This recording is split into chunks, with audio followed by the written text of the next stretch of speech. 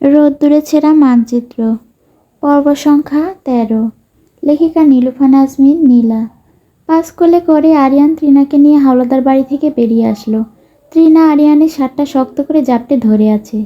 ব্যথার তীব্রতায় মেয়েটা বারবার ডুকরে কেঁদে উঠছে। তার প্রতিটি নিঃশ্বাস যেন আরিয়ানের বুকে তীরের মতো বিঁধছে। গেটের কাছে যেতেই হঠাৎ একটি গাড়ি এসে ব্রেক কষল। আরিয়ানের পা থেমে গেল। গাড়ি থেকে বেরিয়ে আসলেন ওমর হাওলাদার।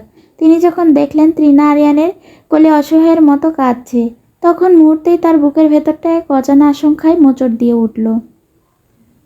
তিনি এগিয়ে এসে চিন্তিত কণ্ঠে বললেন, কি হয়েছে আরিয়ান? তৃণা কাঁদছে কেন? আরিয়ান এবার চুপ থাকলো না। সে বেশ ঝাঁঝালো কণ্ঠে উত্তর দিল, নতুন কিছু হয়নি। আগে যা আপনার বাড়িতে তৃণার সাথে হয়েছে, আজও ঠিক তাই হয়েছে। ওমর হাওলাদার চমকে তাকালেন। আরিয়ানের কণ্ঠে তীব্র ঘৃণা তাকে স্তব্ধ করে দিল। তার নজর গেল তৃণার পিঠের দিকে। খয়েরি রঙা ব্লাউজটা পুড়ে গিয়ে পেছনে চামড়া কুঁচকে লাল হয়ে আছে, এমনকি ভেতরের কাঁচা মাংসটুকু অবধি দেখা যাচ্ছে। দৃশ্যটা দেখে ওমর হাওলাদারের পায়ের নিচের মাটি যেন সরে গেল। আরিয়ান ওমর হাওলাদারকে আর কোনো কথা বলার বা কৈফিয়ত দেওয়ার সুযোগ দিল না। সে হনহন করে নিজের গাড়ির দিকে চলে গেল। সাবধানে তৃণা সিটে বসতে গেল, কিন্তু বসা মাত্রই তৃণা আবারও এক বীভৎস আর্তনাদ করে উঠল। তার দগ্ধ পিঠটা গাড়ির সিটে ঘষা খেতে সে যন্ত্রণায় ভেঙে পড়ল। আরিয়ান তৎক্ষণাৎ নিজেকে সামলে নিয়ে অপরাধবোধে প্রিয়মান হয়ে বলল, আই এম সরি তৃণা, আমি বুঝতে পারিনি। আরিয়ান এবার তাকে সিটে সরাসরি না বসিয়ে কিছুটা বাঁকা করে বসিয়ে দিল, যাতে তার ক্ষতবিক্ষত পিঠটা সিটের স্পর্শে না আসে। তৃণা তখনও ফোঁপাচ্ছে, আর চোখ দিয়ে অনবরত জল গড়িয়ে পড়ছে। সে অশ্রুসিক্ত কণ্ঠে ব্যাকুল হয়ে বলে উঠল, মিস্টার মিহু, আমার মিহু কোথায়? তৃণার আকুল আহ্বানে আরিয়ানের মিহুর কথা মনে পড়ল। ঠিক তখনই আরিয়ানের পায়ের কাছে নরম কিছু স্পর্শ অনুভব করল। নিচে তাকিয়ে দেখল মিহু সেখানে দাঁড়িয়ে করুণ সুরে মিউ মিউ করছে। আরিয়ান আর দেরি করল না। তৃণাকে সাবধানে গাড়িতে বসিয়ে দিয়ে মিহুকে নিজের কোলে তুলে নিল। পরম আদরে বিড়ালছানাটির মাথায় হাত বুলিয়ে সেটিকে তৃণার পাশে বসিয়ে দিল। মিহু যেন পরিস্থিতি বুঝতে পেরে শান্ত হয়ে তৃণার গা ঘেঁষে বসে রইল। আরিয়ান অত্যন্ত সাবধানে গাড়ি ড্রাইভিং করছে, যাতে রাস্তায় কোনো ঝাঁকুনিতে তৃণার পিঠের ক্ষততে চোট না লাগে। তৃণা জানালার বাইরে তাকিয়ে নিঃশব্দে অশ্রু বিসর্জন দিচ্ছে। তার কান্না থামছে না। আরিয়ান বারবার আর চোখে তৃণার দিকে তাকাচ্ছে, আর প্রতিবারই তার নিজের বুকের ভেতরটা ভারী হয়ে আসছে। আরিয়ান এবার নীরবতা ভেঙে খুব নিচু স্বরে জিজ্ঞেস করল, খুব ব্যথা হচ্ছে? তৃণা যন্ত্রণায় কথা বলার শক্তি হারিয়ে ফেলেছে। সে কেবল দুই দিকে মাথা নাড়িয়ে না বলল, কিন্তু তার কুঁকড়ে যাওয়া শরীর আর ফ্যাকাশে মুখ দেখেই বোঝা যাচ্ছিল ব্যথার তীব্রতা কতটা ভয়াবহ। আরিয়ান দীর্ঘশ্বাস ফেলে আবারও বলল, আর কিছুক্ষণ সহ্য করো, আমি তোমাকে এখনই ডাক্তারের কাছে নিয়ে যাচ্ছি। ডাক্তারের কথা শুনতেই তৃণা চটজলদি আরিয়ানের দিকে ফিরল। সে আতঙ্কিতভাবে মাথা নাড়িয়ে অস্ফুট স্বরে বলল, প্লিজ না, আমি ডাক্তারের কাছে যাব না। তৃণার চোখের মণি দুটো জবা ফুলের মতো লাল হয়ে আছে। অশ্রু গড়িয়ে পড়ার ফলে গাল দুটো ভিজে একাকার। সেই ভেজা গালে রিনির হাতের 4 আঙ্গুলের কালো দাগ স্পষ্ট বসে আছে। তৃণার গালের ওই দাগ আর পিঠের পোড়া ক্ষত দেখে আরিয়ানের মাথার রক্ত চড়ে যাচ্ছে। রিনি আর রোশনার বেগমের প্রতি তার ঘৃণা কয়েকগুণ বেড়ে গেল। তৃণা বারবার নিষেধ করা সত্ত্বেও আরিয়ান তার কথা মানল না। সে জানে ক্ষত কতটা বিষিয়ে উঠতে পারে। কাছেই একটা লোকাল চিকিৎসকের চেম্বার ছিল। আরিয়ান দ্রুত গাড়ি ঘুরিয়ে সেখানে তৃণাকে নিয়ে এলো। ডক্টর খুব মন দিয়ে তৃণার পিঠের ক্ষতটা পর্যবেক্ষণ করলেন। দীর্ঘশ্বাস ফেলে তিনি বললেন, খুবই নিষ্ঠুর কাজ, তবে ভাগ্য ভালো যে ক্ষতটা খুব গভীরে পৌঁছায়নি। উপরের পাতলা চামড়াটাই বেশি পুড়ে গেছে। তৃণা একটি চেয়ারে বসানো হলো। আরিয়ান ছায়ার মতো তার পাশে দাঁড়িয়ে রইল।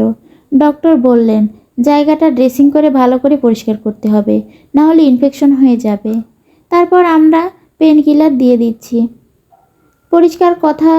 পরিষ্কার করার কথা শুনেই তৃণা আঁতকে উঠল।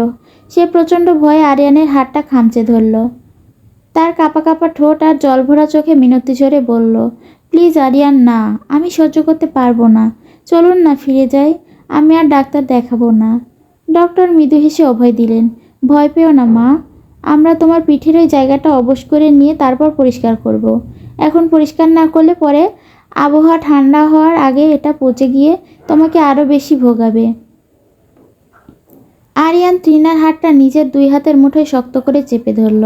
তৃণা চোখের দিকে তাকিয়ে অত্যন্ত কোমল স্বরে আশ্বস্ত করল, ভয় পেও না তৃণা, একদম চিন্তা নেই, আমি তো আছি তোমার পাশে। একজন নারী নার্স এসে তৃণার পিঠে লোকাল অ্যানেস্থেসিয়া পুশ করলেন। কিছুক্ষণ পর ডক্টর যখন স্পিরিট ভেজানো তুলা নিয়ে শক্ত জায়গায় প্রথম ছোঁয়া দিলেন, অমনি তৃণা এক বুক ফাটা আর্তনাদ করে উঠল। ব্যথার তীব্রতায় সে আরিয়ানের হাত পিষে ফেলার মতো করে চেপে ধরল। আরিয়ান ডক্টরের দিকে অগ্নিদৃষ্টিতে তাকিয়ে গর্জে উঠল, আপনি না বলে নবশ করে নেবেন, তবে ও ব্যথা পাচ্ছে কেন? ডক্টর কিছুটা অপ্রস্তুত হয়ে নার্সের দিকে তাকালেন। ঠিকমতো দিয়েছিলে তো ইঞ্জেকশনটা? নার্স মাথা নিচু করে বলল, জি স্যার, দিয়েছি। ডক্টর এবার আরিয়ানের দিকে তাকিয়ে কাচুমাচু করে বললেন, আসলে কখনো কখনো ইঞ্জেকশন ঠিকঠাক কাজ করে না, একটু ব্যথা সইতেই হবে। ডক্টর তৃণা সেই বুকফাটা আর্তনাদকে খুব একটা পাত্তা না দিয়ে নিজের কাজে মন দিলেন। তৃণা বাচ্চাদের মতো ডুকরে কেঁদে উঠেছে। প্রকৃতপক্ষে এই ইঞ্জেকশনটা তৃণার ক্ষতবিক্ষত শরীরে বিন্দুমাত্র কাজ করেনি। আরিয়ান এখন নিজের ওপর চরম ঘৃণা হচ্ছে। কেন সে এমন একটা সাধারণ ক্লিনিকে তৃণাকে নিয়ে এলো? সহ্য করতে না পেরে আরিয়ান তৃণার মাথাটা নিজের বুকের ওপর টেনে নিল। নিজের 2 হাত দিয়ে তাকে আগলে ধরে বারবার কানে কানে বলতে লাগলো, আর একটু সহ্য করো তৃণা। কিন্তু তৃণা তখন হিতাহিত জ্ঞানশূন্য।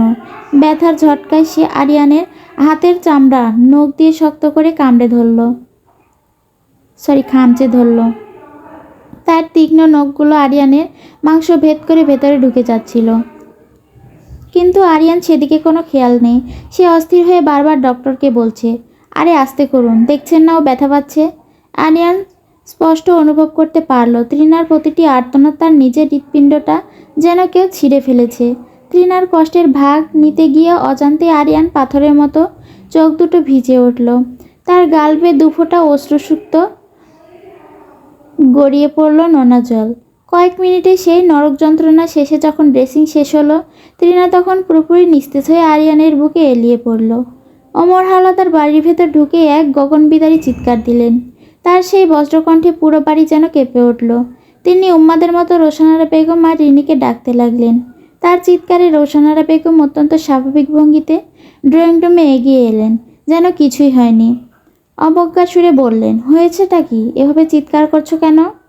ওমর হাওলাদার রক্তবর্ণ চোখে রোশনারা বেগমের দিকে তাকালেন। তার জল শক্ত হয়ে আছে রাগে। তিনি দাঁত কিরমির করে বললেন, কেন এটা করলে? আমার নিষ্পাপ মেয়েটাকে আর কত কষ্ট দেবে তোমরা? তোমাদের কি বুকটা একটুও কাঁপলো না ওর ওরকম জ্যান্ত শরীরটা পুড়িয়ে দিতে? রোশনারা বেগম একটুও বিচলিত না হয়ে বাঁকা হাসলেন। নির্লিপ্ত গলায় বললেন, মুখে মুখে তর্ক করলে তো এমনই করব, যা করেছি বেশ করেছি। হঠাৎ ওমর হাওলাদারের হাতের এক প্রচণ্ড চড় গিয়ে পড়ল রোশনারা বেগমের গালে। আকস্মিক আঘাতে রোশনারা ছিটকে গিয়ে সোফায় পড়লেন। তিনি অপমানে জ্বলে ওঠে আঙুল উঁচিয়ে কিছু বলতে চাইলেন, কিন্তু ওমর হাওলাদার তাকে সুযোগ দিলেন না। দ্বিতীয় থাপ্পড়টা তার আগের চেয়েও জোরে গিয়ে পড়ল। রিনি দূর থেকে এই দৃশ্য দেখে থমকে দাঁড়িয়ে রইল। তার সাহসে কুলায় না বাবার সামনে এসে দাঁড়ানোর। এমনিতেই আরিয়ানের হাতের 5 আঙ্গুলের দাগ তার গালে দাও দাও করে জ্বলছে। এখন বাবার রুদ্রমূর্তি দেখে তার বুক শুকিয়ে কাঠ হয়ে গেছে। ওমর হাওলাদার এবার চূড়ান্ত রায় ঘোষণা করলেন। চিৎকার করে বললেন, তোমরা 2 মা মেয়ে এই মুহূর্তে এই বাড়ি ছেড়ে বেরিয়ে যাও। তোমাদের মতো বিষাক্ত মানুষের ছায়া আমি আর এই বাড়িতে দেখতে চাই না। রোশনারা বেগম অবাক চোখে তাকালেন। রিনি কাঁপা কাঁপা গলায় দূর থেকেই বলল, ড্যাডি, এসব কি বলছো? আমরা কোথায় যাব? জাহান্নামে যাও, যেখানে খুশি যাও, কিন্তু এই বাড়িতে যেন তোমাদের মুখ আর কোনোদিন না দেখি। ওমর হাওলাদারের কণ্ঠে ছিল পাহাড় সমত দৃঢ়তা। রোশনারা বেগম এবার সোফা থেকে উঠে দাঁড়ালেন। গাল চেপে ধরে বিদ্রূপের হাসি হেসে বললেন, যা বলছো ভেবে বলছো তো ওমর? ভুলে যেও না, যখন তুমি আমাকে বিয়ে করেছিলে তখন তুমি সেই চুক্তিপত্রে সই করেছিলে যে তুমি চাইলেই আমাকে সহজে ছেড়ে দিতে পারবে না। ওমর হাওলাদার এবার অট্টহাসিতে ফেটে পড়লেন। সেই হাসিতে ছিল ঘৃণা আর জয়ের আভা। তিনি বললেন, এতগুলো বছর কেবল ওই কাগজের টুকরোর ভয়ে তোমাদের এই পৈশাচিকতা সহ্য করে গেছি। কি করতে পারবে? কোর্টে যাবে? যাও, দেখি তোমরা কোন পর্যন্ত যেতে পারো। আর আমি ওমর হাওলাদার তোমাদের পিঠের চামড়া তুলতে কত দূর যেতে পারি। ওমর হাওলাদার এমন কঠোর অবস্থান দেখে রোশনারা বেগমের আত্মবিশ্বাস মুহূর্তেই ধূলিসাৎ হয়ে গেল। তিনি বুঝতে পারলেন আজ আর কোনো আইনি হুমকি বা পুরনো দোহাই কাজে আসবে না। ওমর হাওলাদার এবার দরজার দিকে তাকিয়ে চিৎকার করে সিকিউরিটিদের ডাকলেন, এই মুহূর্তে এদের দুজনকে ঘাড় ধাক্কা দিয়ে বাড়ির বাইরে বের করে দাও। আর মনে রেখো, আজকের পরে এই দুইজন যদি গেটের আশেপাশে ঘেঁষার চেষ্টা করে তবে সোজা পুলিশের হাতে তুলে দেবে। সিকিউরিটিরা ওমর হাওলাদারের আদেশ অমান্য করার সাহস পেল না। রোশনারা বেগম আর রিনিকে প্রায় টেনে হিঁচড়ে বাড়ির বাইরে বের করে দেওয়া হলো। তাদের চিৎকার আর গালিগালাজ তখন গেটের ওপাশ থেকে অস্পষ্টভাবে ভেসে আসছিল, কিন্তু ওমর হাওলাদারের কানে সেসব পৌঁছালো না। ওমর হাওলাদার টলমল পায়ে নিজের শোবার রুমে ফিরে এলেন। তার শরীর কাঁপছে। দীর্ঘদিনের জমে থাকা দম বন্ধ করা পরিবেশ থেকে মুক্তি পেলেও বুকের ভেতরটা হাহাকার করে উঠেছে। তিনি কাঁপা কাঁপা হাতে আলমারির ভেতর থেকে একটি ছোট চাবি বের করলেন। তালাবদ্ধ ড্রয়ারটি খুলে অতি যত্নে রাখা একটি পুরনো ফ্রেমবন্দি ছবি বের করে আনলেন। ছবিটির দিকে তাকিয়ে তার দুচোখ ছাপিয়ে জল নামল। তিনি ধপ করে বিছানায় বসে পড়লেন। মেহেরজান, তৃণার মা। ছবিতে থাকা হাসি খুশি মুখটির ওপর হাত বুলিয়ে দিতে দিতে তিনি ফুঁপিয়ে কেঁদে উঠলেন। অবরুদ্ধ কণ্ঠে বললেন, মেহেরজান, তোমার স্বামী একজন চরম ব্যর্থ পুরুষ। তোমাকে যেমন অকালে হারিয়েছি, তেমনই তোমার স্মৃতিটুকু আগলে রাখতে পারিনি। নিজের মেয়েটাকেও কখনো এই ডাইনিদের অত্যাচার থেকে বাঁচাতে সক্ষম হয়নি। আজ ওর ওই দগ্ধ শরীর দেখে মনে হলো আমার নিজের কলেজাটাকেও ছিঁড়ে ফেলেছে। ওমর হাওলাদার চোখে জল টপটপ করে ছবির কাচের ওপর গড়িয়ে পড়ছে। তিনি অস্ফুট স্বরে আরও বললেন, জানো মেহেরজান, মাঝে মাঝে আমার খুব মরে যেতে ইচ্ছে হয়, কিন্তু তৃণার কথা ভেবে হাত পা থমকে যায়। মেয়েটার পাশে তো এখন আর কেউ নেই। তুমি কি ওপার থেকে আমায় মাফ করে দেবে না মেহেরজান? পুরো ঘরটা এখন নিস্তব্ধ। আরিয়ান আর তৃণা যখন বাড়ির ভেতর ঢুকলো, ড্রয়িং রুমে তখন পারিবারিক আড্ডার আমেজ। সবাই মিলে হাসাহাসি করছে।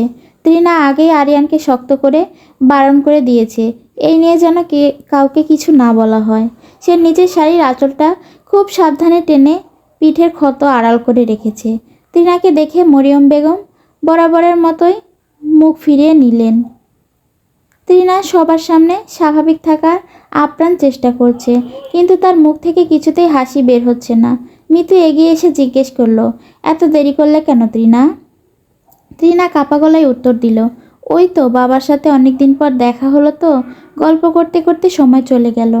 মিতু তৃণার মুখের দিকে তীক্ষ্ণ চোখে তাকিয়ে বলল, তুমি ঠিক আছো তো?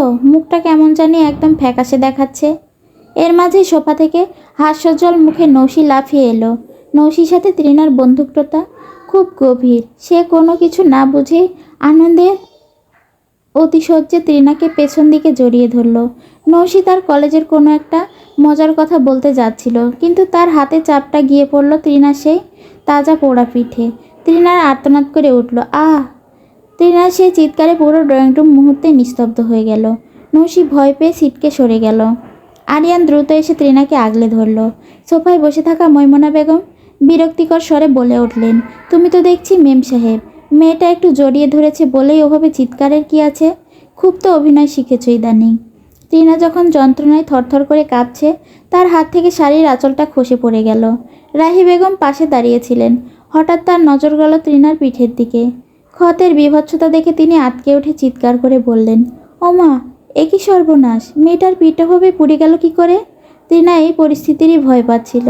তার বাবার বাড়ির অশান্তি আর সৎমেয়ের নীচতা সবার সামনে চলে আসবে ভেবে তার আত্মসম্মানে প্রচণ্ড আঘাত লাগলো।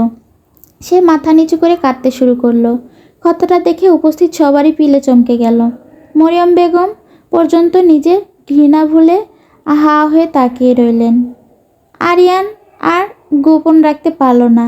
সে সব সত্যি খুলে বলল, কিভাবে রোশনারা বেগম গরম খুন্তি দিয়ে ওকে পুড়িয়েছে। কথাগুলো শুনে ড্রয়িং রুমের পিনপতন নীরবতা নেমে এলো। মিতু আর নৌশি ধরাধরি করে তৃণাকে ওপরের রুমে নিয়ে গেল। সবাই ধীরে ধীরে যার যার রুমে ফিরে গেলেও ময়মনা বেগম ওখানেই দাঁড়িয়ে রইলেন। তার মনে বিচিত্র এক তোলপাড় চলছে। তিনি কি এতদিন ভুল ছিলেন? কোনো মানুষ সৎমা হলেও এতটা নিষ্ঠুর হতে পারে? ময়মনা বেগমের মাথায় যেন বাজ পড়ল। তিনি ভাবতে লাগলেন, যদি আজকের ঘটনা সত্যি হয়, তবে ওই দিন তার কানে তৃণার সম্পর্কে যেসব কুৎসা দেওয়া হয়েছিল, সেগুলো কি সবই সাজানো ছিল? রাহি বেগম ময়মনার উদ্দেশ্যে বললেন, কি হলো? ওভাবে মূর্তির মতো দাঁড়িয়ে আছো কেন? ময়মুনা বেগম সম্বিত ফিরে পেয়ে ছোট করে বললেন, না কিছু না। বলেই তিনি গুমট মন নিয়ে নিজের রুমে চলে গেলেন। তৃণা কতক্ষণ ধরে জানালার বাইরে শূন্য দৃষ্টিতে তাকিয়ে আছে তার হিসাব নেই। মেয়েটার চোখের জল শুকিয়ে গেলে গালের ওপর নোনা দাগ পড়ে গেছে। বারবার তার চোখের সামনে রোশনারা বেগমের সেই মেকি মায়ার মুখটা ভেসে উঠেছে। কি অদ্ভুত! তৃণা এক মুহূর্তের জন্য হলেও বিশ্বাস করেছিল যে তারা হয়তো তাকে আপন করে নিয়েছে, কিন্তু সে জানতো না কয়লা ধুলে ময়লা যায় না, মানুষের ভেতর বিষাক্ত স্বভাব এত সহজে মরে না। পেছন থেকে আরিয়ানের কণ্ঠস্বর শোনা গেল, এভাবে জানালার পাশে দাঁড়িয়ে থেকো না তৃণা, ঠান্ডা লেগে যাবে। তৃণা কোনো উত্তর দিল না।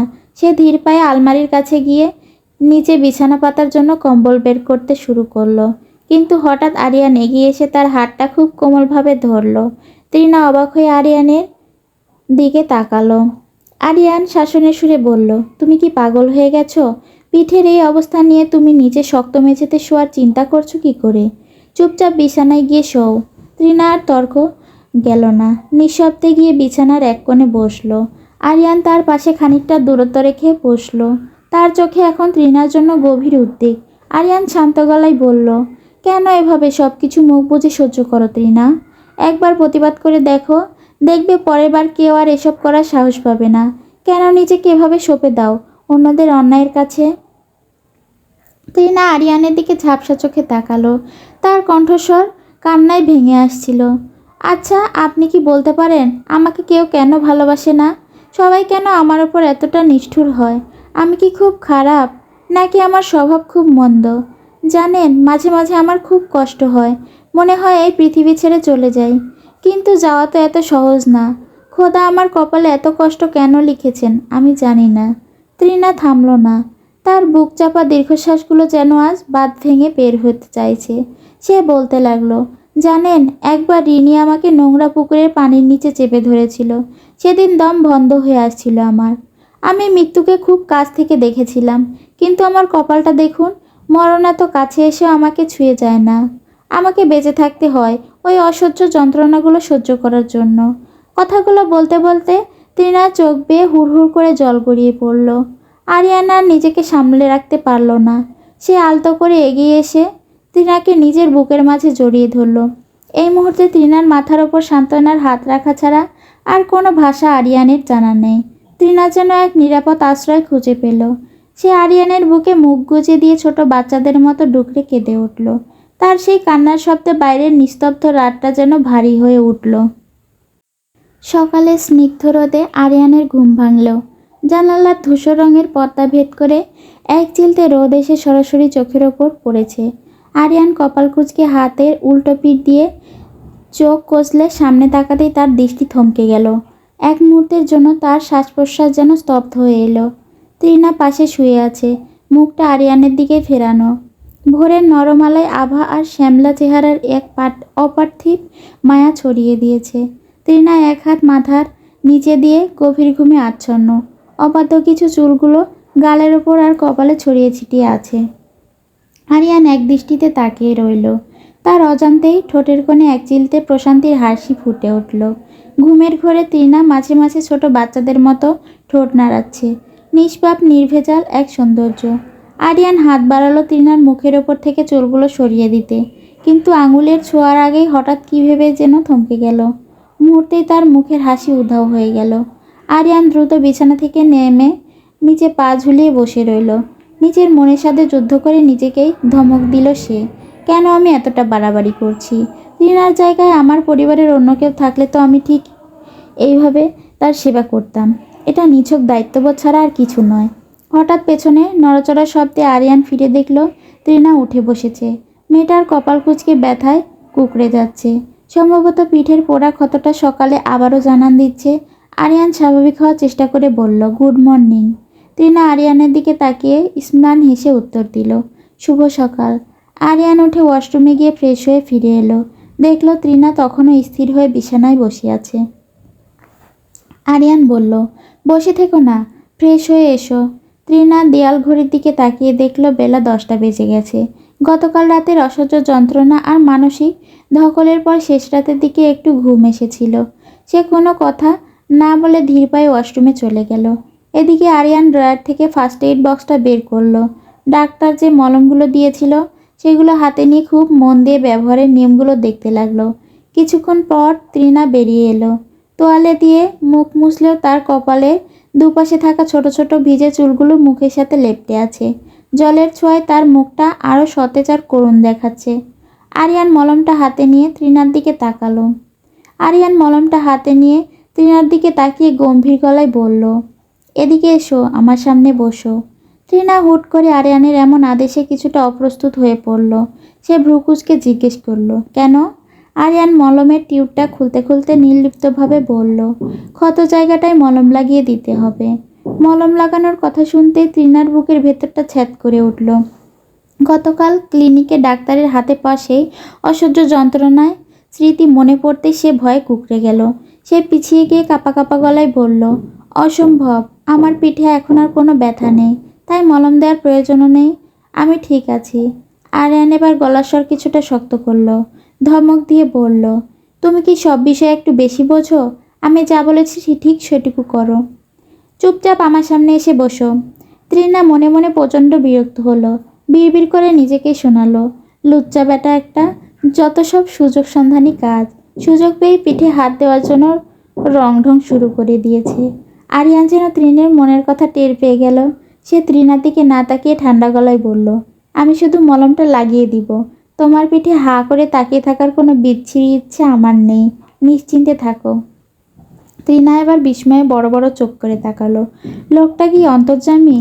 সে অবলীলায় জিজ্ঞেস করেই ফেলল, আপনি কি মানুষের মনের কথা শুনতে পান নাকি? আরিয়ান এবার মুখ শক্ত করে তার দিকে স্থির দৃষ্টিতে তাকালো। কেন? আমাকে কি মনে হয় খুব কড়া ভাষায় বকা দিচ্ছিলে? তৃণা লজ্জায় আর কোনো কথা উত্তর দিল না। আরিয়ান আর কথা না বাড়িয়ে তৃণার হাত ধরে একদম জেদ করে তাকে বিছানায় বসালো। তৃণা এবার আর বাধা দিল না, মাথা নিচু করে বসে রইল। আরিয়ান আঙ্গুলে কিছুটা মলম নিয়ে তৃণার পিঠ থেকে আলতো করে চুলগুলো সরিয়ে দিল। ভোরের স্ম্লান আলোয় তৃণার শ্যামলা বর্ণের কোমল পিঠটা দৃশ্যমান হলো। তার ওপর লালচে পোড়া ক্ষতটা বিষম দেখাচ্ছে। আরিয়ান কোনো রকম কালক্ষেপণ না করে অত্যন্ত সাবধান করে আলতো ছোঁয়ায় ক্ষতস্থানে মলম লাগিয়ে দিতে শুরু করলো। শীতল মলমের ছোঁয়ায় প্রথম দিকে তৃণার শরীরটা একটু কেঁপে উঠলে পরক্ষণেই চিনচিনে একটা ব্যথা শুরু হলো। মেয়েটা আজ একটা শব্দও করল না, শুধু ব্যথার ঝটকায় বারবার বিছানা চাদর মুঠোর ভেতর চেপে ধরছিল। চোখ দুটো শক্ত করে বন্ধ করে সে দাঁতে দাঁত চেপে যন্ত্রণা সহ্য করার চেষ্টা করছিল। আরিয়ান ড্রেসিং করার সময় একবার তৃণার কুঁকড়ে যা মুখের দিকে তাকালো। তারপর স্পর্শে যতটা সম্ভব মমতা মিশিয়ে সে মলম লাগানো শেষ করলো। কাজ শেষ হতেই তৃণা এক মুহূর্ত আর সেখানে বসল না। দ্রুত নিজের শাড়ির আঁচল ঠিক করে কোনো কথা না বলে ঘর থেকে বেরিয়ে নিচে চলে গেল। তার বুকের ভেতরটা তখন দ্রুত স্পন্দিত হচ্ছিল। ব্যথায় নাকি আরিয়ানের সেই মায়াবী স্পর্শে, সেটা সে নিজেও বুঝতে পারল না। সোফায় গুমট মুখে বসে আছে রোশনারা বেগম আর রিনি। তাদের ঠিক পাশেই কপালে চিন্তার ভাঁজ নিয়ে বসে আছেন রোশনারা বেগমের ভাই খলিল। গতকাল ওমর হাওলাদারের বাড়ি থেকে বের করে দেওয়ার পর তারা খলিলের বাড়িতেই এসে উঠেছে। খলিলের স্ত্রী মারা গেছেন অনেক আগে। এখন এই বাড়িতে সে আর তার ছেলে তৌহিদ থাকে। রিনি তার ফুলে থাকা গলাটা একবার স্পর্শ করে মায়ের দিকে তাকিয়ে গম্ভীর মুখে প্রশ্ন করল, মাম্মি, এখন আমাদের কি হবে? তুমি কি গিয়ে ড্যাডির নামে মামলা করবে? মেয়ের কথায় রোশনারা বেগম যেন বিরক্ত হলো। তিনি ঠান্ডা কিন্তু তীক্ষ্ণ স্বরে বললেন, মামলা করে কি লাভ শুনি? ওমরের যে পরিমাণ টাকার প্রভাব আছে, ও চাইলে একদিনেই মামলা ফানুস করে উড়িয়ে দিতে পারবে। এত বছর তো শুধু এই মামলার ভয় দেখিয়ে ওকে হাত করে রেখেছিলাম, এখন আর ওসব কাজে দেবে না। খলিল এতক্ষণ চুপ করে শুনছিলেন, এবার নড়ে চড়ে বসে বললেন, তাহলে এখন কি করবি রোশনারা? তোরা কি সারা জীবন আমার এখানেই পড়ে থাকবি? রোশনারা বেগম এবার কুটিলে হাসি হাসলেন। তার চোখের মণি দুটো যেন হিংস্রতায় চিকচিক করে উঠল। তিনি বললেন, চিন্তা নেই ভাইজান, ওমর হাওলাদার নিজের খুব চালাক ভাবে, কিন্তু ও জানে না যে ঘুমের ঘোরে আমি ওর আঙ্গুলের ছাপ একটা সাদা কাগজে নিয়ে রেখেছি অনেক আগেই। মায়ের মুখের এই মোক্ষম চালের কথা শুনে রিনির মুখ খুশিতে উজ্জ্বল হয়ে উঠল। সে উৎসাহ নিয়ে বলে উঠল, হাউ জিনিয়াস মাম্মি, তোমার সত্যি কোনো জবাব নেই। আমি তো ভেবেছিলাম আমরা সব হারালাম। রোশনারা বেগম এবার দাঁতে দাঁত চেপে আক্রোশ নিয়ে বললেন, এবার সব কিছু আমার হবে, গাড়ি বাড়ি ব্যবসা সব। আর ওমর গিয়ে বসবে একদম রাস্তার মাঝখানে। ওই হাওলাদার বাড়ি থেকে আমি ওকে ছুঁড়ে ফেলবো। এতক্ষণ খলিল খুশি হয়েছিলেন, কিন্তু হঠাৎ কিছু একটা মনে পড়তেই তার ভ্রু কুঁচকে গেল। তিনি নিচু স্বরে বললেন, সব মানে রোশনারা, তুই কি আসল কথাটা ভুলে যাচ্ছিস? তোর একার সব মানে কি? রোশনারা বেগম রহস্যময় ভঙ্গিতে হাসলেন, শান্ত গলায় বললেন, না ভাইজান, কিছু ভুলিনি। তবে আগে যে প্ল্যানটা করেছিলাম, এখন আর সেটা প্রয়োজন নেই। সময় আসুক, প্রয়োজন পড়লে ওসব নিয়ে নতুন করে ভাবা যাবে। তাদের কুটিল আলোচনায় ঘরে পরিবেশ যেন আরও বিষাক্ত হয়ে উঠল। তৃণা সিঁড়ি বেয়ে খুব সাবধানে নিচে নেমে এলো। ড্রয়িং রুমে মৈমুনা বেগম, রাহি বেগম, ফারহানা আর মিতু বসে পারিবারিক আলাপ করছিলেন। তৃণাকে দেখে মিতু ব্যস্ত হয়ে এগিয়ে এলো। মমতা ভরা স্বরে জিজ্ঞেস করলো, ব্যথাটা কি একটু কমেছে? তৃণা ক্ষীণ স্বরে উত্তর দিল, হ্যাঁ ভাবি, একটু কমেছে। মিতু তৃণার হাত ধরে বলল, আচ্ছা যাক, এবার চলো তো, তুমি গিয়ে ডাইনিং টেবিলে বসো, আমি তোমার খাবার নিয়ে আসছি। ঠিক সেই সময় আরিয়ান নিচে নেমে এলো। সে কোনো কথা না বলে সোজা গিয়ে ডাইনিং চেয়ারে বসলো। মিতু খাবার আনতে উদ্যত হতে তৃণা তাকে বাধা দিয়ে বলল, না ভাবি, আমি এখন খাবো না, পরে খেয়ে নেব না হয়। মিতু অবাক হয়ে বলল, কি বলছো, খাবে না মানে? বাড়ির সবার খাওয়া হয়ে গেছে, শুধু তুমি আর আরিয়ানই বাকি। তৃণা নিজের অস্বস্তি লুকাতে চেয়ে আবারও বলল, প্লিজ ভাবি, এখন ইচ্ছে করছে না, পরে খাবো। হঠাৎ পেছন থেকে মৈমুনা বেগম গম্ভীর কণ্ঠস্বর ভেসে এলো, খাবে না মানে কি? এমনিতেই অসুস্থ শরীর, এখন না খেয়ে ঢং করলে কি পরে বাড়ির সবাই মিলে তোমাকে সামলাবে? বাড়ির ওপর চিন্তা বাড়ানো কি তোমার কাজ? তৃণা থতমত খেয়ে মৈমুনা বেগমের দিকে ফিরল। লোকজনের সামনে এমন কথায় সে আরও সংকুচিত হয়ে গেল। আবার মাথা নিচু করে দাঁড়িয়ে রইল সে। মৈমুনা বেগম মিতুকে উদ্দেশ্য করে বললেন, মিতু, দাঁড়িয়ে আছো কেন? যাও গিয়ে খাবার নিয়ে এসো। তৃণা আবারও মিতুকে বারণ করতে চাইল, কিন্তু এবার মৈমুনা বেগম বেশ চড়া গলায় বলে উঠলেন, একদম চুপ করো। বড়রা যখন বলছে তখন মুখে মুখে কথা বলছো কেন? তুমি তো দেখছি ভীষণ অভদ্র একটা মেয়ে। তৃণার বুকের ভেতরটা অভিমানে ভেঙে এলো। তার চোখের কোণ বেয়ে এক ফোঁটা জল নিঃশব্দে গড়িয়ে পড়ল। দূর থেকে মরিয়ম বেগম দৃশ্যটা লক্ষ্য করলেন এবং মনে মনে ভীষণ হতাশ হলেন। মিতু আরিয়ানের সামনে খাবার সাজিয়ে দিল। তৃণা কোনো উপায় না পেয়ে আরিয়ানের পাশের চেয়ারটায় গিয়ে বসলো। তৃণা থালার দিকে তাকিয়ে আছে, কিন্তু মুখে খাবার তোলার মতো শক্তি নেই। হঠাৎ টের পেল তার ঠিক পাশে চেয়ার টেনে কেউ একজন বসলো। তাকিয়ে দেখল স্বয়ং মৈমুনা বেগম সেখানে বসেছেন। ড্রয়িং রুমের বাকিরা সবাই, রাহি, ফারহানা বেগমও হতভম্ব হয়ে তাকিয়ে রইলেন।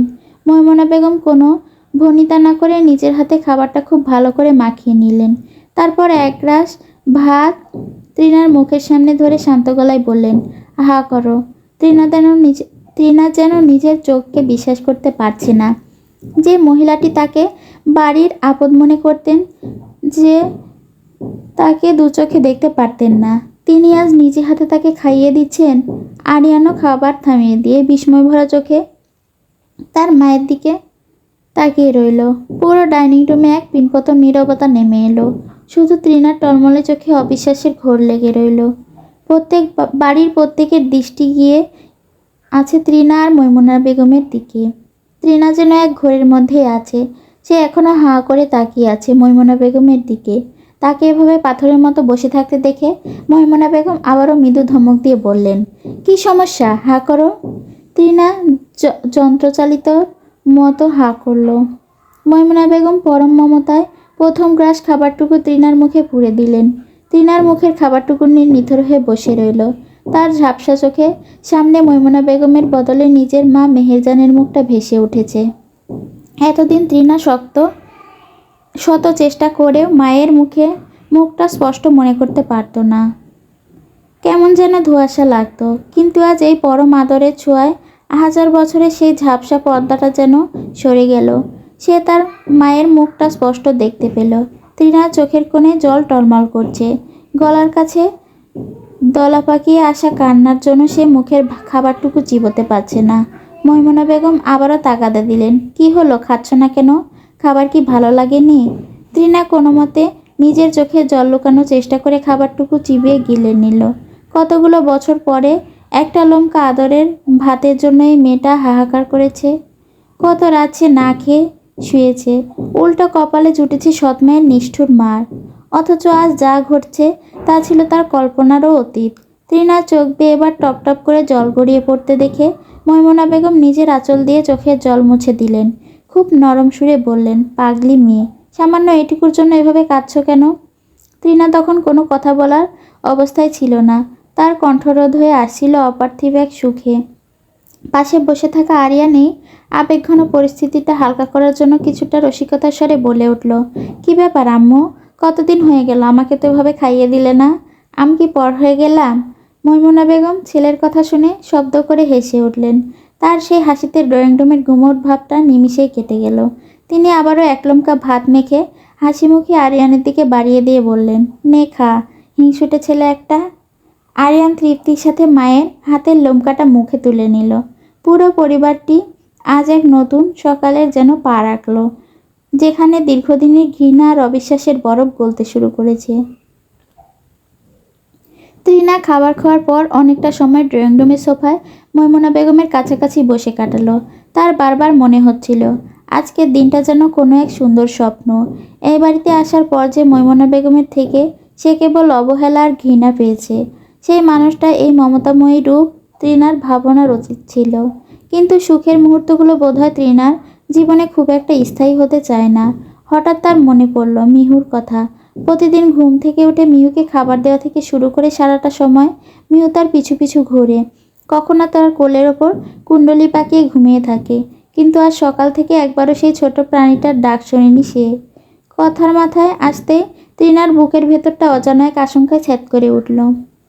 সে চটজলদি সোফা ছেড়ে ওপরে নিজের রুমের দিকে দৌড় দিল। ঘরে ঢুকে দেখলো মিহু কোথাও নেই। বিছানার নিচে, আলমারির আড়ালে, এমনকি বেলকনিতেও খুঁজলো, কোথাও নেই। তৃণা পুরো বাড়ি এক প্রকার তোলপাড় করে ফেলেছে, কিন্তু মিহুর কোনো হদিশ মিলল না। তৃণার ভীষণ কান্না পাচ্ছে। তার মনে হতে লাগলো সারা জীবন তার সাথে এটাই হয়ে আসছে। একদিক দিয়ে কোনো বড় সুখ এলে অন্য দিক দিয়ে প্রিয় কিছু হারিয়ে যায়। হঠাৎ তার মনে হলো মিহু কি ছাদে চলে গেল? যদিও ছাদের দরজা বন্ধ থাকে, তবুও এক ক্ষীণ আশা নিয়ে সে দৌড়ে সিঁড়ির দিকে পা বাড়ালো। নিজের পিঠের সেই যন্ত্রণাদায়ক ক্ষতের কথা এই মুহূর্তে সে একদম ভুলে গেল। সিঁড়ি বেয়ে ওপরে উঠতে উঠতে হাঁপিয়ে উঠেছে মেয়েটা। ছাদের দরজার কাছে গিয়ে দেখল সেটা খোলাই আছে। তৃণা দীর্ঘশ্বাস ফেলে ছাদে পা রাখতেই তার চোখের সামনে এক অদ্ভুত সৌন্দর্যের দৃশ্য ফুটে উঠল। বিকেলের পড়ন্ত রোদে আরিয়ান ছাদে রেলিং ধরে দাঁড়িয়ে আছে। তার পরনে হালকা ক্যাজুয়াল টি শার্ট, আর হাতে বেডের মতো পরম শান্তিতে শুয়ে আছে ছোট্ট মিহু। আরিয়ান খুব আদরে মিহুর মাথায় হাত বুলিয়ে দিচ্ছে, আর মিহু চোখ বন্ধ করে সেই আদর উপভোগ করছে। তৃণার বিষণ্ণ মুখে মুহূর্তে এক উজ্জ্বল হাসি ফুটে উঠল। তার সব ভয়, সব দুশ্চিন্তা নিমিষে কর্পূরের মতো উড়ে গেল। সে আরিয়ানকে এতদিন কেবল এক রাগী আর গম্ভীর মানুষ হিসেবেই চিনেছে। তার এই কোমল আর মায়াবী রূপটা তৃণার হৃদয়ে এক নতুন দোলা দিয়ে গেল। তৃণা গুটিসুটি পায়ে আরিয়ানের পাশে গিয়ে দাঁড়ালো। আরিয়ান ওকে দেখে একটু অবাক হয়ে বলল, এখানে তুমি? তৃণা অভিমানের সুরে বলল, পুরো বাড়ি মিহুকে খুঁজে খুঁজে আমি হয়রান, আর আপনি এখানে ওকে নিয়ে বসে আছেন। কেন নিয়ে আসলেন? প্রশ্নটা করে তৃণা নিজের মনে একটা ভয়ানক উত্তর সাজিয়ে ফেলল।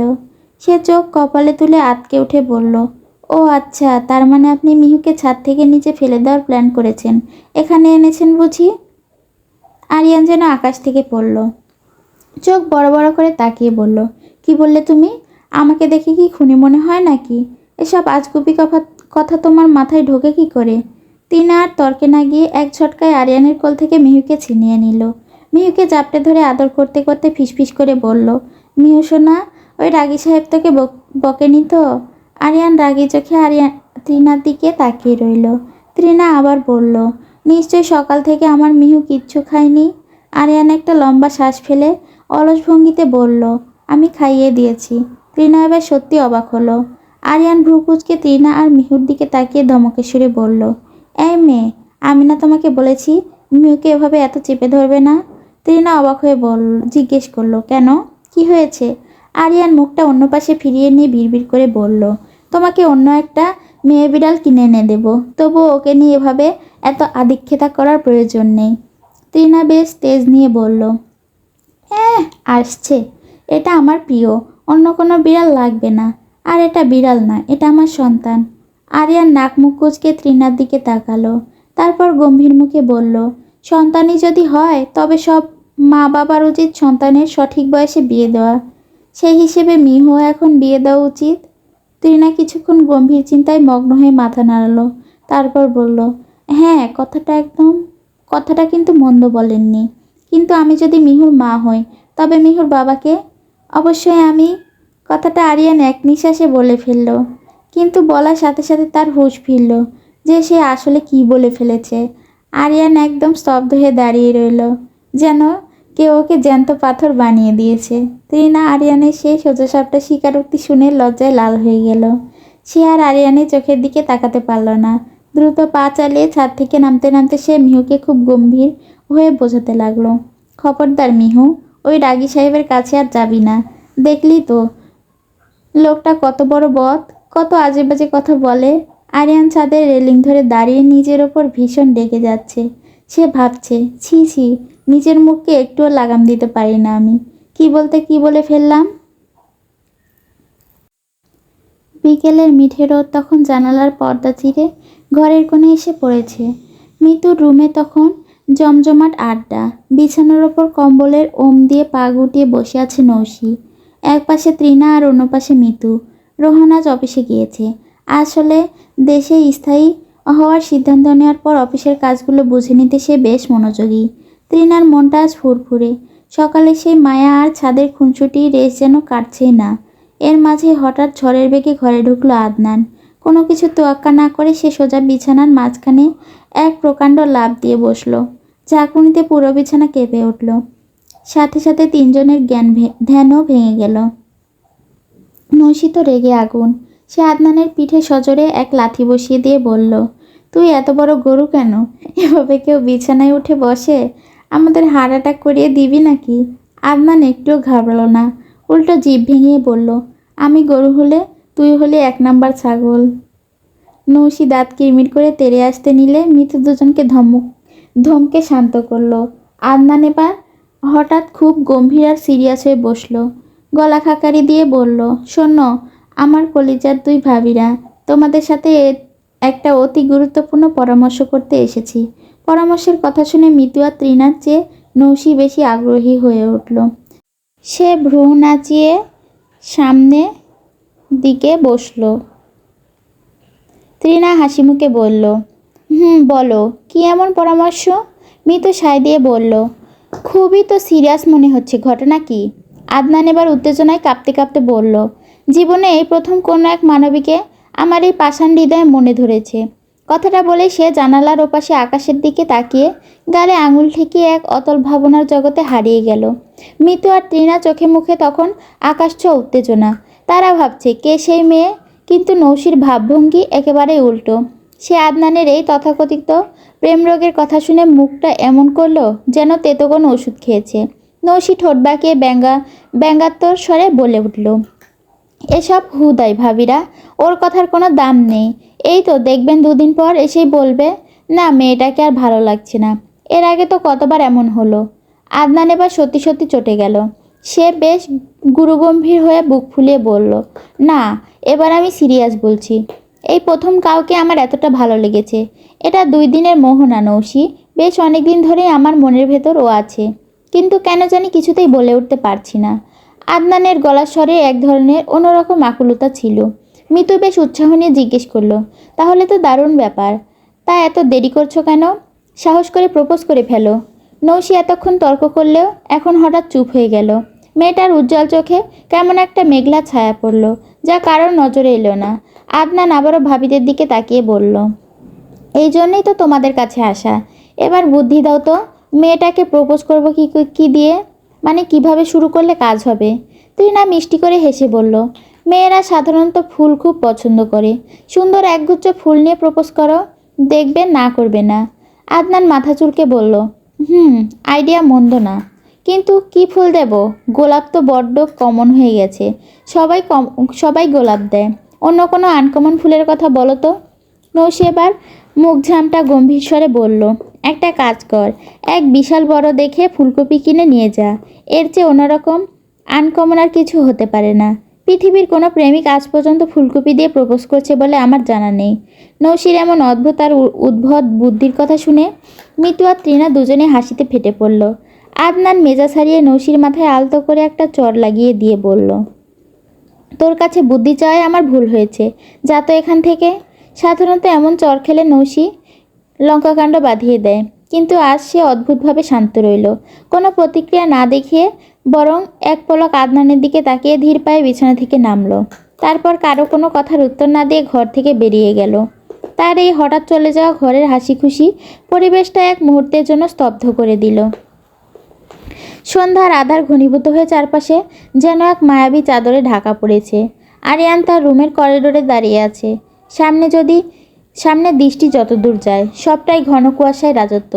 সেই কুয়াশার চাদর ভেদ করে রাস্তার সোডিয়ামের আলো কোনো মতে টিমটিমে করে জ্বলছে। নিচের ড্রয়িং রুম থেকে সবার হাসাহাসি আর গল্পের আওয়াজ আসছে। তৃণা বোধহয় সবার সাথে আড্ডায় মেতেছে। আরিয়ান ধীর পায়ে রুমে ফিরে এসে নিঃশব্দে ড্রয়ারটা খুলল। সেখান থেকে বের করে আনলো একটি ছোট্ট মখমলের লাল বক্স। বক্সটা হাতে নিয়ে সে আবারও বারান্দার হিমশীতল বাতাসে এসে দাঁড়ালো। হাড় কাঁপানো ঠান্ডায় শরীর প্রায় জমে যাওয়ার উপক্রম, কিন্তু আরিয়ানের কাছে এই শীতলতাই যেন এখন চরম শান্তির। লাল বক্সটি খুলতেই ভেতরের রূপালী নূপুরটি সোডিয়ামের মৃদু আলোয় চিকচিক করে উঠল। এটি সেই নূপুর যা সে পাহাড়ে সেই রহস্যময়ী মেয়েটির কাছে পেয়েছিল। নূপুরটার দিকে তৃষ্ণার্ত চোখে তাকিয়ে আরিয়ান অস্ফুট স্বরে বলে উঠল, ও হে মায়াবতী কন্যা, তোমাকে কি এই জন্মে আর খুঁজে পাওয়া যাবে না? কি এমন নেশা তোমার মাঝে ছিল যে মেয়েটির মুখ পর্যন্ত আমি ঠিক করে দেখতে পাইনি? তার জন্যই আমার হৃদয়টা এভাবে পুড়ে ছারখার হচ্ছে। কেউ শুনলে হয়তো আমাকে উন্মাদ বলবে। সত্যিই তো, আমি পাগল। পাগল না হলে কি কেউ মাত্র কয়েক সেকেন্ডের দেখাকে এভাবে সারা জীবনের জন্য আগলে রাখে? আরিয়ান বুক ভরে একটা দীর্ঘশ্বাস নিল। উত্তুরে হাওয়া তার চোখে মুখে আছড়ে পড়ছে, কিন্তু সেদিকে তার বিন্দুমাত্র খেয়াল নেই। তার পুরো অস্তিত্ব জুড়ে তখন সেই পাহাড়ের স্মৃতি। হঠাৎ পেছনের নিস্তব্ধ ভেঙে তৃণার মিষ্টি কিন্তু কৌতুক ভরা ডাক ভেসে এলো, রাগী সাহেব। চমকে উঠল আরিয়ান। মুহূর্তে হাতের মুঠোয় লাল বক্সটা আড়াল করার চেষ্টা করলো সে। পেছনে ফিরে তাকাতে দেখলো তৃণা দরজায় দাঁড়িয়ে হাসি মুখে তার দিকে তাকিয়ে আছে। আরিয়ান অত্যন্ত ক্ষিপ্ততার সাথে হাতের লাল বক্সটা জ্যাকেটের পকেটে ঢুকিয়ে ফেলল। এক মুহূর্তের জন্য তার হৃদস্পন্দন থমকে গিয়েছিল। সে নিজেকে সামলে নিয়ে খুব স্বাভাবিক হওয়ার চেষ্টা করে তৃণার দিকে ফিরল। তৃণা দরজার কোণে দাঁড়িয়েছিল। আরিয়ান এই তড়িঘড়ি কোনো কিছু লুকিয়ে ফেলাটা তার তীক্ষ্ণ নজর এড়ায়নি। সে স্পষ্ট বুঝতে পারল আরিয়ান তার থেকে কিছুটা একটা গোপন করলো, কিন্তু তৃণা নিজেকে সংযত রাখলো। তার আর আরিয়ানের মাঝে তো কোনো ভালোবাসার দাবি নেই, নেই কোনো গভীর বিশ্বাসের লেনদেন। আজ যদি তার পূর্ণ অধিকার থাকতো তবে হয়তো সে জোর করে এই হাতের মুঠোটা খুলতে চাইতো, কিন্তু অকারণে অধিকার ফলানোর মানে সে জানে না। আরিয়ান স্নান হেসে জিজ্ঞেস করলো, কিছু বলবে? তৃণা শান্ত স্বরে উত্তর দিল, হ্যাঁ, নিচে সবাই আপনাকে ডাকছে। সবাই মানে? আরিয়ানের কণ্ঠে কৌতূহল। সবাই মানে বাবা, বড় চাচু, চাচু আর রোহান ভাইয়া। সবাই একসাথে বসে আড্ডায় আসর জমিয়েছে। আপনাকে ছাড়া নাকি আড্ডা জমছে না। ও আচ্ছা, চলো নিচে যাই। বলে আরিয়ান যাওয়ার জন্য পা বাড়ালো, কিন্তু তৃণা আর কিছু না বলে ধীর পায়ে ঘর থেকে বেরিয়ে যেতে শুরু করলো। আরিয়ান হঠাৎ থেমে গেল। এক অদ্ভুত টান অনুভব করলো সে। আচমকা পেছন থেকে ডেকে উঠল, শোনো। তৃণার পা দুটো মুহূর্তেই থমকে গেল। আরিয়ান কণ্ঠস্বরটা আজ কেন যেন বড্ড অন্যরকম শোনালো, একটু ভারী, একটু কোমল। তৃণা ধীর পায়ে পেছনে ফিরে তাকালো। তার দু চোখে জিজ্ঞাসা। খুব নিচু স্বরে সে বলল, হুম। আরিয়ান কয়েক কদম এগিয়ে তৃণার একদম মুখোমুখি এসে দাঁড়ালো। সে তার প্যান্টের পকেটে হাত গুজে তৃণার চোখের দিকে গভীর মনোযোগ দিয়ে তাকালো। তার কণ্ঠে এক গাঢ় শূন্যতা। সে ফিসফিস করে বলল, সকল স্ত্রী তো তার স্বামীর থেকে অধিকার চায়, ভালোবাসা আর যত্ন চায়। তোমার কি কখনো এসব পেতে ইচ্ছে হয় না তৃণা? কখনো কি আমার ওপর তোমার রাগ হয় না? তৃণা পাথরের মতো দাঁড়িয়ে রইল। আরিয়ানের এমন আচমকা প্রশ্নে তার বুকের ভেতরটা হু হু করে উঠল। আরিয়ানের কথা শুনে তৃণা এক চিলতে করুণ হাসি হাসল। সেই হাসিতে কোনো আনন্দ ছিল না, ছিল কেবল এক বুক হাহাকার। সে মাথা নিচু করে খুব শান্ত গলায় জবাব দিল, যে জিনিস আমি জানি যে পাবো না, সে জিনিসের আশা করে লাভ কি? কারো কাছে চেয়ে অপমানিত হওয়ার চেয়ে না চেয়ে চুপ থাকাটাই শ্রেয়। তৃণা থামল। আরিয়ান স্তব্ধ হয়ে তৃণার ঝাপসা হয়ে আসা মুখটার দিকে তাকিয়ে রইল। মেয়েটার কণ্ঠে আজ কোনো অভিযোগ নেই, শুধু আছে এক চরম সত্যের স্বীকারোক্তি। তৃণা দীর্ঘশ্বাস ফেলে আবারও বলল, এমনিতেই আমার কপালে কোনোদিন সুখ সয় না। একটা তিক্ত কথা আছে না, কুকুরের পেটে ঘি হজম হয় না, ঠিক তেমনই আমার মতো অভাগীদের কপালে সুখটা ঠিক হজম হয় না। যখনই মনে হয় একটু ভালো আছি, তখনই কোনো না কোনো ঝড় এসে সব লণ্ডভণ্ড করে দেয়। আরিয়ান অস্ফুট স্বরে বলতে চাইল, আমি আসলে ওই মেয়েকে। তৃণা হাত উঁচিয়ে তাকে থামিয়ে দিল। তার চোখে মুখে এখন কঠিন্য দৃঢ়তা। সে কিছুটা কঠোর স্বরেই বলল, থাক, বারবার একই কথা আমার স্মরণ করিয়ে দিতে হবে না। আমার স্মরণশক্তি যথেষ্ট ভালো। আপনার হৃদয়ে কার স্থান সেটা আমার মনে থাকে। তৃণা চোখের কোণে এক ফোঁটা অবাধ্য জল টলমল করে উঠল। নিজের এই দুর্বলতাটুকু আরিয়ানের সামনে প্রকাশ করতে চাইল না সে। তাই এক মুহূর্ত আর দাঁড়ালো না, মাথা নিচু করে দ্রুত ঘর থেকে বেরিয়ে গেল। আরিয়ান দীর্ঘক্ষণ তৃণার যাওয়ার পথে তাকিয়েছিল। তার বুকে যেন এক অজানা ভারে চেপে আসছে। সে মুখটা সামান্য ফাঁক করে একটা লম্বা দম নিল। আরিয়ান সামনে দাঁড়িয়ে নিজের প্রতি ঘৃণা জন্মালো তার। আরিয়ান বিড়বিড় করে নিজেকে শোনালো, সত্যি মেয়েটার সাথে আমি বড় অন্যায় করছি। একটা মিথ্যে বন্ধনে ওকে আটকে রেখে ওর জীবনটা তিলে তিলে শেষ করে দিচ্ছি। যত তাড়াতাড়ি সম্ভব ওকে আমার থেকে মুক্তি দিতে হবে।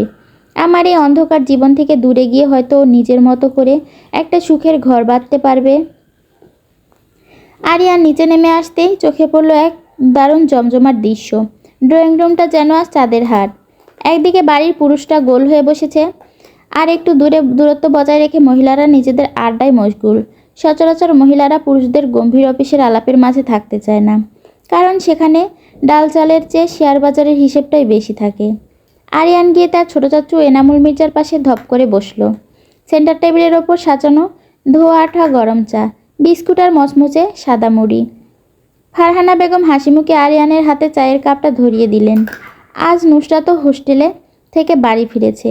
আরিয়ান বসামাত্রই দুষ্টুমি করে এনামুল মির্জার পেটে বরফ শীতল হাতটা রাখল। চাচু চমকে উঠে কেঁপে উঠলেন। আরিয়ানের দিকে তাকিয়ে ভ্রু কুঁচকে বললেন, কী রে, তুই কি মাত্র বরফ জল দিয়ে গোসল করে আসলি? হাতে তো ঠান্ডা কেন? আরিয়ান সে কথা জবাব না দিয়ে চাচুর পেটে হাত বুলিয়ে টিপ্পনি কাটল। যাক, তোমার ভুঁড়িটা দেখছি এবার আগের চেয়ে অনেকটা কমেছে। এনামুল মির্জা গর্বের হাসি হেসে বললেন, হ্যাঁ, তুই যে ব্যায়ামগুলো করতে বলেছিলি, এগুলো নিয়মিত করার ফল এটা। যা খুশি হয় তোকে একটা বড় চকলেট কিনে দেব। কথাটা শুনে আরিয়ান হেসে উঠল। ছোটবেলায় যে কোনো আবদার, বিশেষ করে চকলেটের জন্য, সে এই এনামুল মির্জার ওপরেই সবচেয়ে বেশি জুলুম করত। সেই ছোটবেলার স্মৃতি যেন মুহূর্তে ড্রয়িং রুমে জীবন্ত হয়ে উঠল। ঠিক তখন আদনান শীষ বাজাতে বাজাতে রাজকীয় ভঙ্গিতে নিচে নামছিল, কিন্তু ড্রয়িং রুমে বড়দের বিশাল জমায়েত দেখে ওর শীষ বাজানোর মাঝপথে থমকে গেল। সে ভেবাচেকা খেয়ে সবার সামনে দাঁড়িয়ে এলো। আরিয়ান টি শার্টের ওপর শার্ট পরা, কিন্তু বোতামগুলো সব খোলা, একদম হিরো স্টাইল। আরিয়ান সুযোগ বুঝে উঠে গিয়ে একটানে আদনানের কান মুচড়ে ধরল। আদনান ব্যথায় কোকিয়ে উঠে বলল, উফ ভাইয়া, ছাড়ো, করছোটা কি? আরিয়ান ধমকে সুরে বলল, তোর বখাটেপনা কি দিন দিন বাড়তেই থাকে? শার্টের বোতাম খোলা কেন? আদনান কান ডলতে ডলতে দ্রুত বোতাম লাগাতে শুরু করলো। তবে ছাড়ার পাত্র সে নয়। গাল ফুলিয়ে বলল, তুমি এখন ভীষণ ভদ্র সাজছ ভাইয়া। তোমার পুরনো ছবিগুলো আমি দেখেছি। কানের দুল আর মাথার চুল অবধি নীল সোনালি রং করা ছিল। তখন কি আমি বখাটে বলতাম? আরিয়ান অপ্রস্তুত হয়ে ধমক দিল, তুই আমার ভাই নাকি আমার লুকানো শত্রু রে? আরিয়ান অতীত বখাটেপনার কথা মনে পড়ে ড্রয়িং রুমে হাসি রোল পড়ে গেল। সত্যি বলতে আরিয়ান আগে বেশ বেপরোয়া ছিল, আর সেই পুরনো দিনগুলোর গল্প এই শীতের সন্ধ্যায় আড্ডায় নতুন প্রাণ ফিরিয়ে আনলো। আহাদ মির্জা চায়ের কাপে শেষ চুমুক দিয়ে আরিয়ানের দিকে তাকিয়ে বেশ গম্ভীর গলায় বললেন, শোনো আরিয়ান, ময়মনসিংহে আমাদের যে টেক্সটাইল অফিসটা আছে, সেখানে তোর একবার যাওয়া খুব দরকার। ওখানের ম্যানেজারকে আমি ইদানিং ঠিক ভরসা করতে পারছি না। তুই নিজে গিয়ে হিসাবপত্র আর স্টকটা একবার দেখে আয়। আরিয়ান বিনম্রভাবে মাথা নাড়িয়ে সায় দিল, আচ্ছা আব্বু, ঠিক আছে, আমি কাল পরশুর মধ্যে ব্যবস্থা করছি। ঠিক তখনই এনামুল মির্জা সুযোগ বুঝে বলে উঠলেন, হ্যাঁ আরিয়ান, তুই আরেকটা কাজ করতে পারিস। বিয়ের পর তো ত্রিনামাকে নিয়ে কোথাও ঘুরতে যাসনি, তুই বরং ওকে নিয়েই যা। অফিসের কাজও হয়ে যাবে, আবার দুজনে একটু ঘুরে আসতে পারবি। সারাক্ষণ তো চার দেয়ালের মাঝে বন্দি থাকে মেয়েটা। ত্রিনাকে নিয়ে যাওয়ার কথা শুনে আরিয়ানের কপালে চিন্তার ভাঁজ পড়ল। সে সাথে সাথে আপত্তি জানিয়ে বলল, না চাচু, ওকে নিয়ে যাওয়ার কোনো দরকার নেই, একা যাওয়াই ভালো, কাজ তাড়াতাড়ি শেষ হবে। আর ওখানে গিয়ে ও ঘুরবে বা কোথায়? ঘোরার মতো তেমন কিছু আছে নাকি? আহাদ মির্জা এবার ছেলের দিকে কিছুটা কড়া নজরে তাকিয়ে বললেন, কি নেই মানে? ময়মনসিংহে কিসের কমতি আছে শুনি? আর তুই মনে হয় ভুলে যাচ্ছিস, ওটা আমাদের পৈতৃক নিবাস। ওখানকার স্কুল কলেজ আমি ও তোর চাচু বড় হয়েছি। ব্রহ্মপুত্র নদের পাড়ে একবার বসলে একটা যুগও অনায়াসে পার করে দেওয়া যায়। ওখানকার মিষ্টি হাওয়া, জয়নুল আবেদিন পার্ক, সব মিলিয়ে এক মনোরম পরিবেশ। আমাদের বাংলোটাও তো একদম নদের কাছেই। আরিয়ান দোটানায় পড়ে গেল, কিন্তু বাবার মুখের ওপর কথা বলার সাহস তার নেই। আহাদ মির্জা চূড়ান্ত নির্দেশ দিয়ে বললেন, আমি কোনো কথাই শুনতে চাই না। আগামীকাল সকালে তোরা রওনা দিবি, এটাই ফাইনাল। আরিয়ান আর কিছু বলতে পারল না, যদিও তার বিন্দুমাত্র ইচ্ছা নেই তৃণাকে সাথে নেওয়ার, কিন্তু পরিস্থিতির চাপে পড়ে সে আজ নিরুপায়। রাত প্রায় 10টা। নুসরাত নিজের রুমে ঢুকে ধপ করে বিছানায় বসলো, হাতে সেই মোটা বইটা, যা নিয়ে সে ড্রয়িং রুমে সবার আড্ডার মাঝে মুখ গুজেছিল। এই নিয়ে নিচের সবাই মিলে কম খেপায়নি তাকে। নুসরাত বইটা একপাশে রেখে জানালার দিকে তাকালো। বাইরের কুয়াশার চাদরটা আরও ঘন হয়েছে, আর এই কনকনে ঠান্ডা আর কুয়াশার কথা মনে পড়তেই তার মনের গহীনে এক নজরে চেহারা ভেসে উঠল নির্ঝন।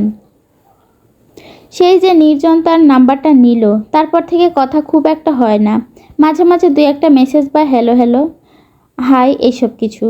কিন্তু আজকের এই নিস্তব্ধ রাতে নুসরাতের বড্ড ইচ্ছে করছে লোকটার সাথে একটু কথা বলতে। নির্ঝনের কথা ভাবতেই নুসরাতের ঠোঁটের কোণে এক চিলতে হাসি ফুটে উঠল। সে ফোনটা হাতে নিয়ে কন্ট্যাক্ট লিস্টে গিয়ে বের করলো সে নাম্বারটা, যা সে বাদামওয়ালা নামে সেভ করে রেখেছে। কল বাটন চাপতে গিয়েও নুসরাত থেমে গেল। মন চাইছে কথা বলতে, কিন্তু ইগো বলছে না। মেয়ে হয়ে আগে কল দেওয়াটা কি ঠিক হবে? দ্বিধাদ্বন্দ্বের মাঝে থাকতে থাকতে হঠাৎ ফোনটা ভাইব্রেট করে উঠল। স্ক্রিনের দিকে তাকিয়ে নুসরাত থমকে গেল। কল আসছে সেই বাদামওয়ালার কাছ থেকেই। নুসরাতের মুখে এক চিলতে জয়ের হাসি। কলটা রিসিভ করে সে গম্ভীর হওয়ার ভান করে বলল, আসসালামু আলাইকুম বাদামওয়ালা। ওপাশ থেকে নির্জনে সেই পরিচিত ভরাট কণ্ঠের হাসি ভেসে এলো। ওয়ালাইকুম আসসালাম চশমাওয়ালি ম্যাডাম, কী অবস্থা আপনার? বিশ্বাস করেন আজ সারাদিন আপনার এই চশমা পরা মুখখানা দর্শন করতে পারিনি বলে আমার দিনটা একদম পাঞ্ছে কেটেছে। নুসরাত একটু অবাক হয়ে জিজ্ঞেস করলো, কেন? মানে কি হয়েছে? আপনার দিন ভালো যাওয়ার সাথে আমার চেহারার কি সম্পর্ক? সম্পর্ক তো আছেই, আজ বাইক নিয়ে একটা ছোটোখাটো অ্যাক্সিডেন্ট করেছিলাম তো তাই। পুরো কথা শেষ হওয়ার আগেই নুসরাত আটকে উঠল। তার বুকের ভেতরটা যেন মোচড় দিয়ে উঠল। সে ব্যাকুল হয়ে বলল, সে কি? অ্যাক্সিডেন্ট কিভাবে করলেন? বেশি লেগেছে? অনেক ব্যথা পেয়েছেন? নুসরাতের গলায় মাখানো নিখাত দুশ্চিন্তা শুনে ওপাশ থেকে নির্জন মৃদু হাসল। অত্যন্ত শান্ত গলায় বলল, আরে না, তেমন কিছু না, শুধু পায়ের পাতায় একটু চোট পেয়েছি, এই যা। আপনি এত চিন্তা করছেন জেনে এখন মনে হচ্ছে অ্যাক্সিডেন্টটা হওয়ার দরকার ছিল। নুসরাত কিছু বলতে চাইল, কিন্তু লজ্জায় শব্দ খুঁজে পেল না। নির্জন সুযোগের বুঝে এবার আসল কথাটা পেরে বসলো। তার কণ্ঠে এখন গভীর এক আবেদন। শুনুন না ম্যাডাম, এই হাড় কাঁপানো শীতে সিঙ্গেল থাকা বড্ড কষ্টের। আমার আর একা থাকতে একদম ভালো লাগছে না। ভাবছি খুব শীঘ্রই মা বাবাকে আপনাদের বাড়িতে পাঠাবো বিয়ের প্রস্তাব নিয়ে। আপনি কি বলেন? নুসরাত যেন আকাশ থেকে পড়ল। যে মেয়েটা সাধারণত কাউকে এক চুল ছাড় দিয়ে কথা বলে না, সেই নুসরাতের গাল দুটো আজ মুহূর্তেই লাল হয়ে উঠল। সে কোনো মতে তোতলামি করে বলল, আপনার যা ইচ্ছা হয় করুন, বলেই সে ঝটপট কলটা কেটে দিল। ফোনের ওপাশে নির্জনের হাসি মুখটা কল্পনা করে তার সারা শরীরে এক অজানা শিহরণ বয়ে গেল। নুসরাত দুই হাত দিয়ে নিজের মুখ ঢেকে বিছানায় গা এলিয়ে দিল। অদ্ভুত এক ভালো লাগায় তার মনটা কুয়াশার চেয়েও বেশি মায়াবী হয়ে উঠেছে। হ্যালো এভরিওয়ান, কেমন আছো সবাই? এতদিন গল্প দিতে পারিনি তার জন্য সরি। আসলে গ্রামে গেছিলাম তো, আর সেখানে তো নেটওয়ার্ক সমস্যা থাকে, তাই গল্প দিতে পারিনি। এরপর থেকে নিয়মিত গল্প দেওয়ার চেষ্টা করব। তোমরা লাইক কমেন্ট করে দিও। লাইক কমেন্ট করলে গল্প পড়ার আগ্রহটা বাড়ে। প্লিজ লাইক কমেন্ট করে দিও, ওকে? আল্লাহ হাফেজ।